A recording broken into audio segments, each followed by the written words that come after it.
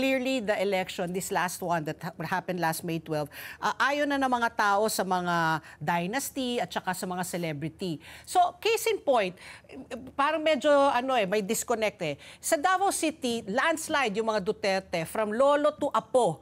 Pero yung mga nearby provinces, yung Pantaleon Alvarez lost, yung mga dynasty nga like Cebu, si Garcia nawala, Velasco ng Mindoro, Joey Salceda ng Albay. So, may mga ganon, pero hindi mo talaga masasabi completely na obliterate na itong mga dynasty eh. Kasi sa Davao City, lolo to apo. Pero may mga iba, di ba, na nandyan pa rin, mamayagpag. Pero meron mga iba na akala natin they will be there forever, nawala rin. Nawala. Oo. Ay, sa Senado lang, di ba? So, dalawa yung Tulfo, dalawang Cayetano, dalawang Estrada, dalawang Villar. So, ano yun? Paano yun? Medyo may disconnect sa akin. So, that's a good question, Patty. And let me clarify my earlier statement. Ang ibig ko sabihin na Gen Z and millennial voters, I believe, are willing to vote for non-dynastic candidates when they can.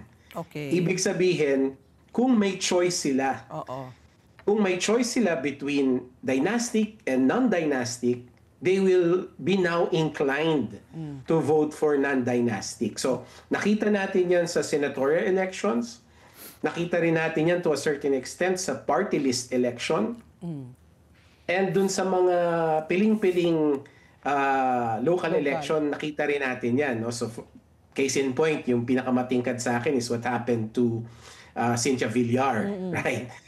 Na merong siyang kalaban na hindi dynastic, ang pinili nila yung hindi dynastic. Similar to what happened to Governor Garcia, right? Merong non-dynastic na kandidato, pinili nila yon. So, ang learning, I think, to be clear, no, ang learning is voters will vote or will choose non-dynastic candidates if the conditions are right, if they have a choice.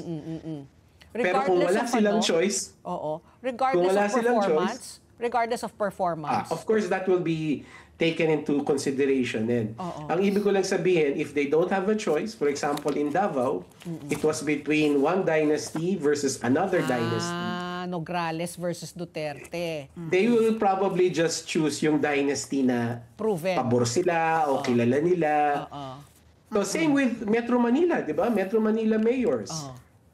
Cayetanos, Binays, Belmonte. So, kumbaga, tama ka rin on one end na hindi pa rin talaga totally eradicate yung dynastic politics sa atin. Pero this election showed us a glimpse, no, na voters might choose or will choose non-dynastic candidates if they have a choice. Let's get together. Sunday 25. Sunday 25.